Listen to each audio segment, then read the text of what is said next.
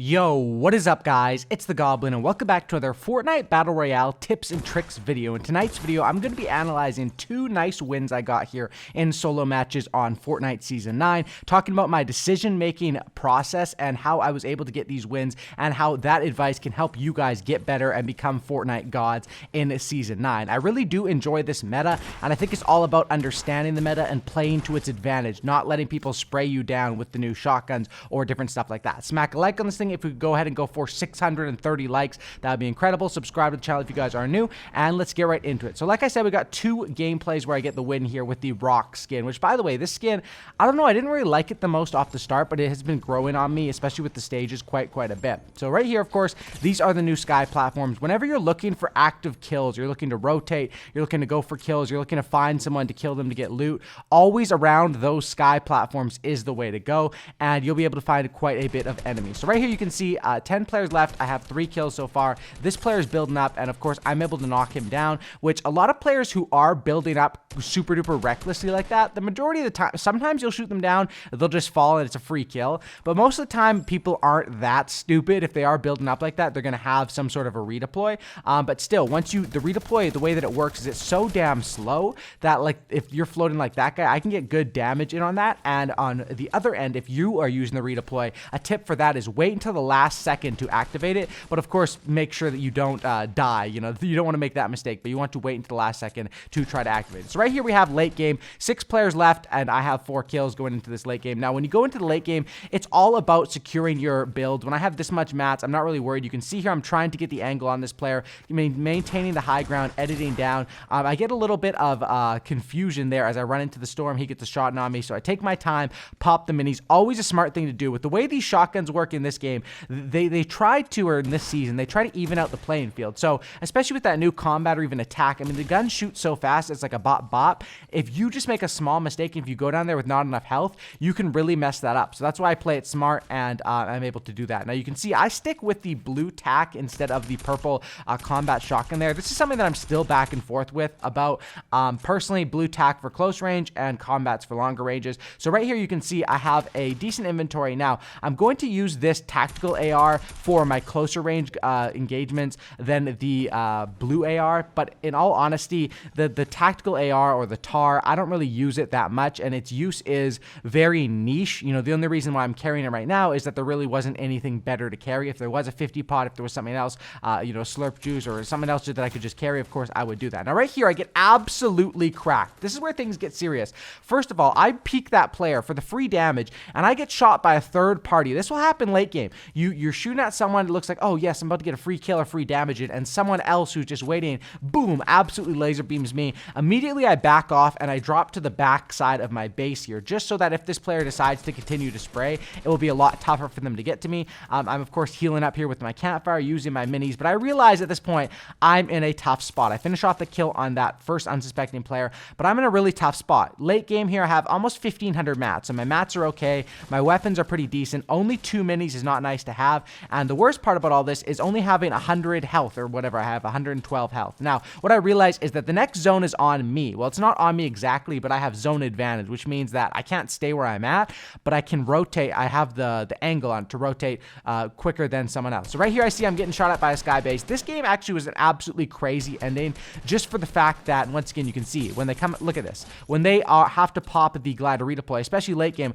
a lot of players just pop it, you know, casually, and the floating down is so slow that if you have a good AR shot, you can get so many kills in this game, in this season, or even the last couple seasons, by shooting people out of the air. So you can see here I'm still in that terrible position. I'm trying to reinforce my builds as much as I can. Of course, at the end of the day, if I do fall, it isn't that big of a deal because I do have the glider, as long as I pop it in a better way than other people do. Once again, this guy of course didn't have the glider, so I'm picking people off right here. I'm actually racking up the kills late game. This is the last player here. I of course make sure I pop the glider, and what the tip with that, I pop it and then I try to glide as close as I can to the ground so that they can't get any shots in on me. Here I still have zone advantage. This player has to push to me, and I'm going to use that to sort of push the agenda here, get some damage on this player, and of course finish it off. So you can see there on this game, what you can learn from that is, even though I didn't have the perfect inventory or the perfect shields or health, what I did was I was able to use what I was given. The zone was on me. That's just random. That's going to happen. Sometimes it's going to be across from you. On those games, you got to have that glider or the jump pad to get across, but when it's on you, you have to make the most of it. And you can see there how I was able to not only win the game, but stack the kills quite easily just by playing my positioning and by using zone advantage. All right, so hopefully there's something you can learn from that. Next, into the second gameplay here with, once again, with this skin. Now I got the helmet version upgrade on it, and we're starting off in Fatal Fields, which, by the way, Fatal Fields, one of my favorite areas, and that guy makes the mistake to enemy into his builds before he's ready and just boop right in the head with the tack. I mean, up close, the tack is just literally dominant. If you have the tack and you're a confident player, running into other players one by one to just bopping them like that is a way to go. Right here, I'm able to third party a fight. However, this other player, I try to put the pressure on him, but he ends up escaping via the slipstream just due to the storm boxing up and things like that. However, I was able to move on and, of course, just rotate to the zone. It's not worth chasing a kill super duper far, especially when players are using slipstreams, different things to go away from where you need to go. So I'm able to make the rotation and head over to the next area on this zone, where, of course, I get challenged by a player right here, and once again, knocking down them and making them use the glider redeploy. Glider redeploys are so common, but making people pop them, you can still, especially if you have a scar or like a green or blue AR, I mean, it's not that hard to hit people out of the sky, and you can just do absolutely big amounts of damage, if not even be able to finish off the kill. So right here, I'm in a tough spot late game. This is where, not like, kind of like last game, late game, it was kind of tough, but this one wasn't tough due to my health or anything like that. I have a good amount of, like, the inventory is awesome. I got a good amount of mats, but the thing here is I have to, it's bipolar peak, and whenever a zone is bipolar peak, always the scare is it going to be up there, and how the heck am I going to get up there if it is up there, right? So right here, of course, this guy challenged me to a build off, which is very risky going for build fights with like 5 to 10 people left, because if you win that gunfight and you kill the player like I did there and you get his mats, it's not that big of a deal. It's awesome. However, if that player uses 700 mats and then flies away or boxes up and you do also, you're both sort of operating at a loss. Anyway, there I was able to win that fight. Of course, I hear another player, which, by the way, headsets and sound is, I mean, you can't play Fortnite without sound. You got to be using a headset, you got to be using earphones, some sort of something, because I'm able to hear this player below me. And at this point, I'm like, okay, I think there was like 2 of them below me. I realize this zone is going to be right here. I want to just play this high ground and wait, because this next zone, once again, I'm constantly thinking a step ahead, much like baseball. If you've ever played infield or outfield or anything in baseball, you got to be thinking about what you're going to do if the ball is hit to you. Are you going to throw to second? Are you going to go for the double play? Are you going home? And that's sort of what you got to do here as well. I hear there's 2 people below me. I take out the first player. I'm about to take out the second player. However, I start getting pressured by another source. So I decide to drop down and go for this player's loot, which I believe was the right move, just because, I mean, my loot wasn't that bad, but it wasn't perfect. And at this point, I'm in a situation where usually these situations are tough. If I didn't have a jump pad or if I didn't have a glider, this would be a horrible end zone. The thing with this is, in a public match, is if you're a good player, you can kind of afford to carry like a glider or something and operate with those items just in case, so that with this zone being over there, I can now either jump pad or glide all the way over. Of course, I want to use the jump pad because flying off a jump pad, you're just much more mobile than a glider. You have a lot more control.